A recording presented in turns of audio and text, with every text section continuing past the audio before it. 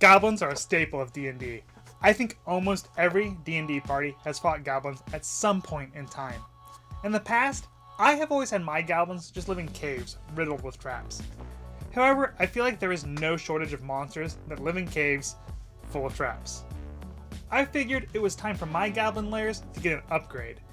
I mean, goblins are like intelligence 10, and so are human laborers. Why can't they build simple huts? But let's not break the bank on this either. Let's build a goblin hut for 20 cents.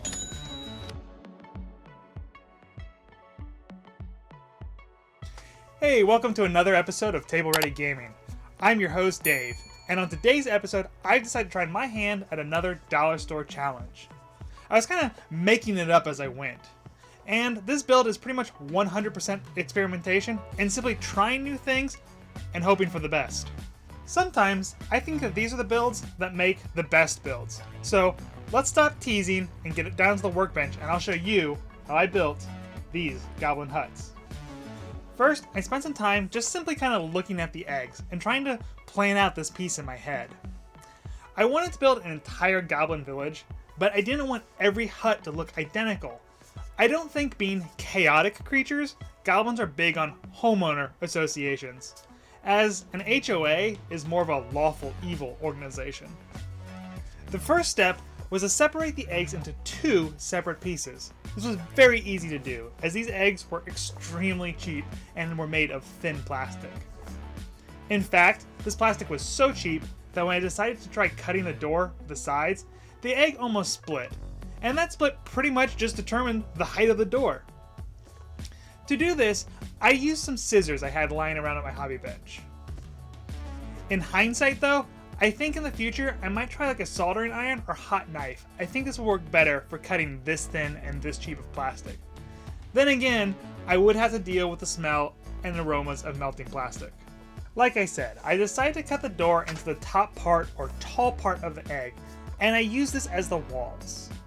But these walls were a little bare, and I needed to add some kind of texture to the side of the huts. At first, I thought I'd just cover them in basing compound and paint them up like simple mud huts. But I just felt like this would blend into the tabletop and wouldn't make anything striking in the way of terrain. Plus, I'm not interested in making the poop emoji. I ended up landing on using some cotton gauze I had lying around the house. I had to use up 2 entire gauze pads for all 3 huts, so it was really breaking the bank. My original thought was to try to make the gauze look like some kind of weaved grass texture for the walls. But honestly, I had no idea if this would work, or even look good. Maybe the texture would just get lost in the paint application. But hey, nothing tried, nothing gained. I started by taking a glue stick and applying it to the entire side of the egg. I don't think this glue is strong enough to make a permanent bond. However, it does do a great job of holding the gauze in place until something stronger can be applied later. Once the glue had mostly dried, I cut out the area covering the door, and I also removed the overlapping gauze. I was pretty excited about how this egg hut was shaping up, but the top was a little ugly, so I knew I wanted to cover that with something. At this point, I did start a test piece before committing fully to the gauze on all my huts. While doing test pieces like this do drive up the cost of the overall project, because this is one egg that has been used and probably will never make it to the final table, I think it does save me time and resources because it lets me discover mistakes before I apply them to an entire table worth of scenery. We've spoken in the past about how you shouldn't be afraid of experimenting with paint and on miniatures, and if things don't go exactly how you want, you can always strip them and start over. Well, the same goes for terrain, especially when your total cost is less than $1. Don't be afraid to experiment. It's how you find cool ideas. That said, this test piece was working out really well, and at this point, I was confident enough to say the gauze siding was a success. Plus, I got really good feedback from my community post. So thank you to all the following subscribers for providing useful and, quite frankly, supportive feedback. I now knew the gauze painted well, and I thought the sides of the hut still looked a little plain. To improve this, I decided to add supports. Now, the egg is far too curved for me to support this with coffee stirrers or barbecue sticks. I also had no interest in trying to heat or bend plastic for this project. Now, I have already had some success with one new crafting medium, so hey, let's try another. So to make the supports, I decided to use some twine. My initial thought was that this could be some sort of like reeds or vines that Goblin weaved into a long rope or something. I don't know, maybe they don't look like anything from our world, but hey, these huts exist in a fantasy world. Maybe these huts are supported by shambling mounds, intestines, or something. Oh hey guys, what's up? We're here to take your guts and make our house. But you're not goblins.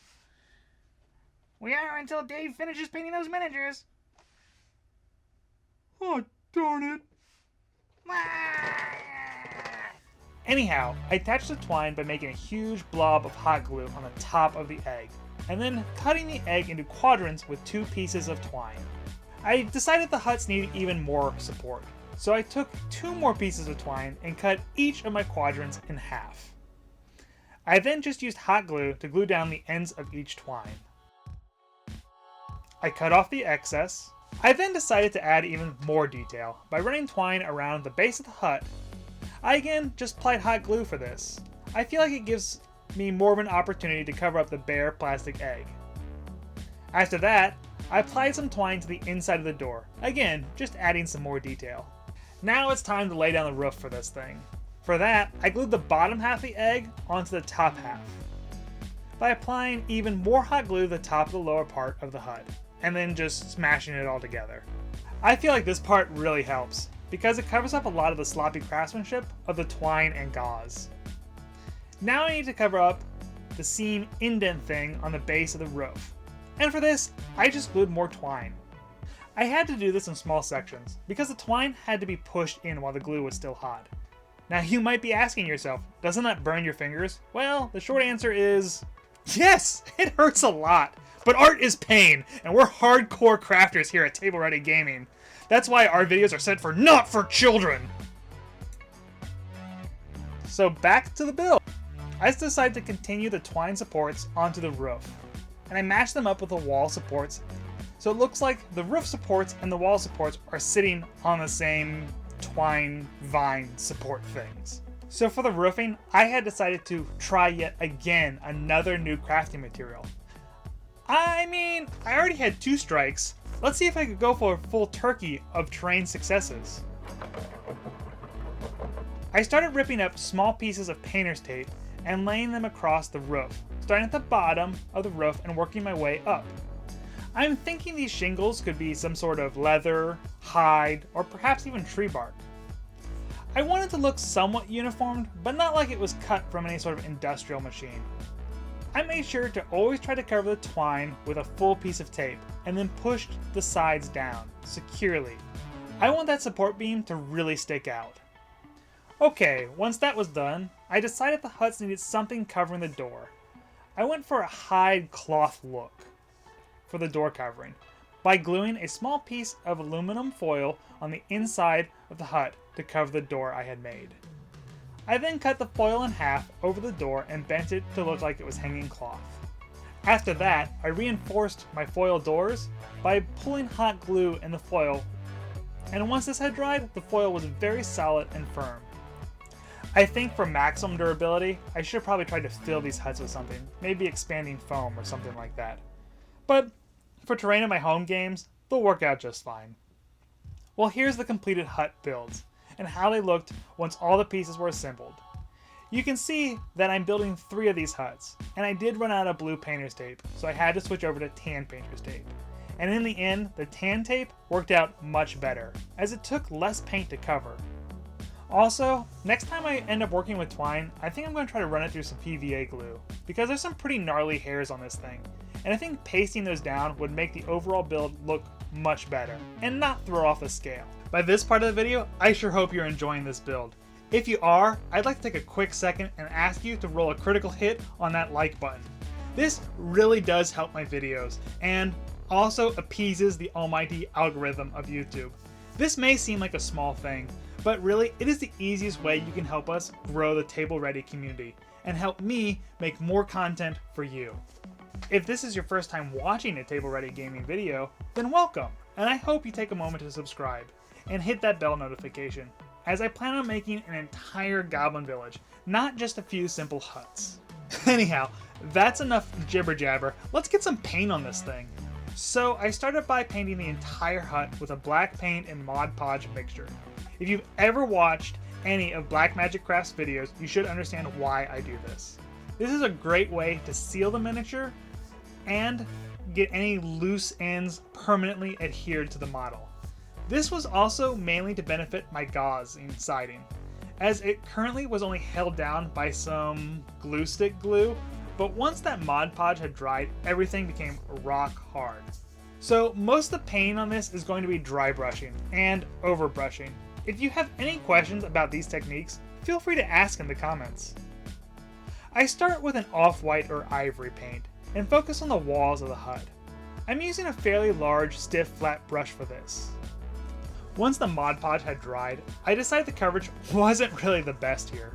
So I needed to tone down those bright Easter colors that were still shining through. Off camera, I did hit it with some matte spray black paint. Now, I used Games Workshop spray primer for this, and honestly, that's overkill for this project. But hey, it's what I had on hand. I didn't want to run out to the store. Usually, I would just use some sort of flat black from Krylon or a company like that. I then went back with a brighter white and focused on the supports of the hut.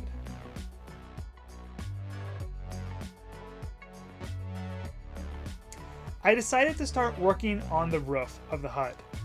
And I started with a dark brown and started brushing it from the bottom of the hut, working its way up. I wanted to try to catch the underside of my shingles. I'm using cheap craft paint, so as you can see, the coverage isn't really as strong as, say, model paint would be. But for terrain, I think using this craft paint is the way to go.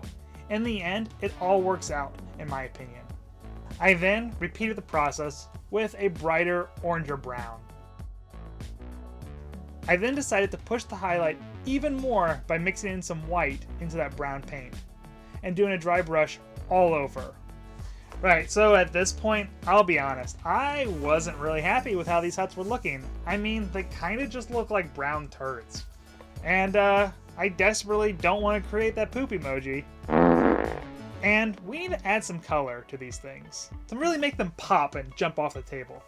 So I sat down at my computer and started looking for inspiration for these buildings. I turned to one of my favorite video game franchises of all time, Warcraft. Wow, really happy I got busy with this project and forgot to place my pre-order for Warcraft Reforged. Well, criticism aside, those red roofs on horde buildings always look striking to me. Now, I'm not sure what that red cloth is supposed to be, but hey, we're playing D&D. This is a world where men and women shoot fire out of their hands, so let's not lose too much sleep on this. Since I had already started dry brushing this project, and I felt like I had built up a good contrast with the browns, I really didn't want to start over and waste all that work on the project. I instead decided to apply a red ink over the top of each roof. That way, my highlighting would shine through the transparent paint, and I wouldn't have to re-highlight each roof. Plus, I think this gives me a darker, more faded, and dare I say, realistic looking roof. Once the roofs had dried, I decided to apply a reddish brown to the foil doors. When I started this video, I mentioned not wanting my goblin huts to look too uniformed. But then I went and painted them all with red roofs and tan doors. Maybe the goblins do have an HOA. That said, terrain building is a balancing act between effort and time. I could have spent hours on this terrain piece and trying to make each village building completely unique. However, like I said, I'm planning on making an entire village here, not a hut. So I hope when I mix in the other buildings, these three won't look so identical, and overall, it'll look a little bit more ramshackled. Anyhow, back to the build.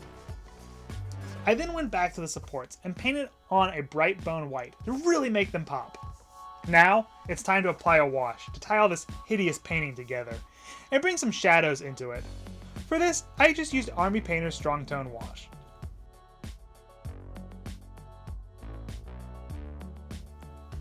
Okay, so while the wash was drying, I wanted to make these huts look a little lived in, so I dug through my bits box for some suitable parts to glue on these things.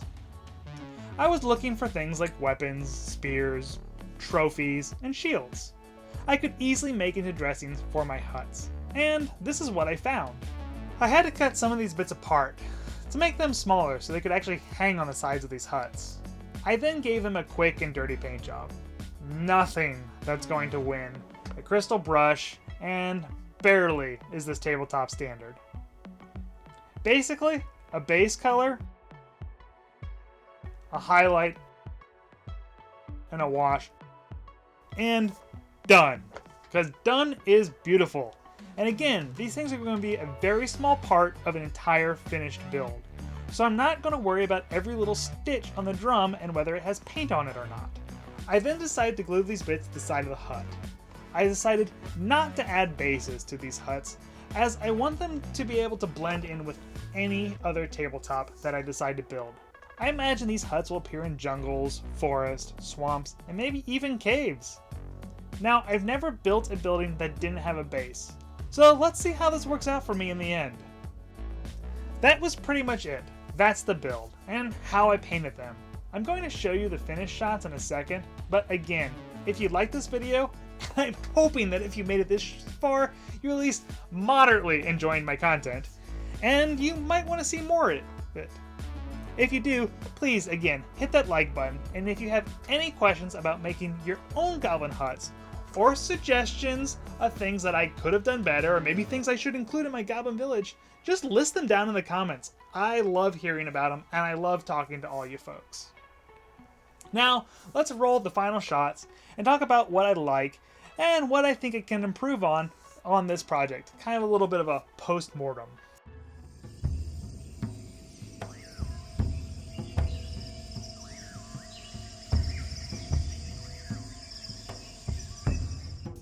For starters, I'm very happy with how these turned out, especially for the price and the time investment I put into them. I built and painted these huts in about 2 4-hour sessions. Now, I'm especially happy with how those doors came out. Not only does that foil look like a great leather cover, but in my opinion, that's the perfect size for a goblin. On a 28mm model, that door comes up to about its waist of a normal human. And I'm thinking human-sized adventurers would need to crawl or bend down to get through that doorway of the hut. And I think this adds a fun little game mechanic, as I think any goblin in the hut should have advantage on its attack roll on the turn a medium or larger creature enters the hut. And that target might even be considered prone. Also, hanging little traps above the doorways sounds like a perfectly goblin thing to do. Now, if there was something I was going to improve on this build, I should have painted the inside of the huts black as well. This would have increased the drying time, but sometimes you get flashes of bright blue, yellow, or orange from the color of the original plastic egg. I don't think this breaks the build, but just a small annoyance that, if I caught earlier, would have been super easy to fix. And I would encourage you to take that step if you plan on building these yourselves. Well, I'm Dave, and this has been another episode of Table Ready Gaming. Now, being that it's February, in Kansas, we are in the dead of winter. I, for one, am looking forward to spring and some warmer weather. Also, if you do celebrate the Easter holiday, I hope you have a happy Easter. Anyhow, thank you so much for watching, and I'll see you in the next video. Take care!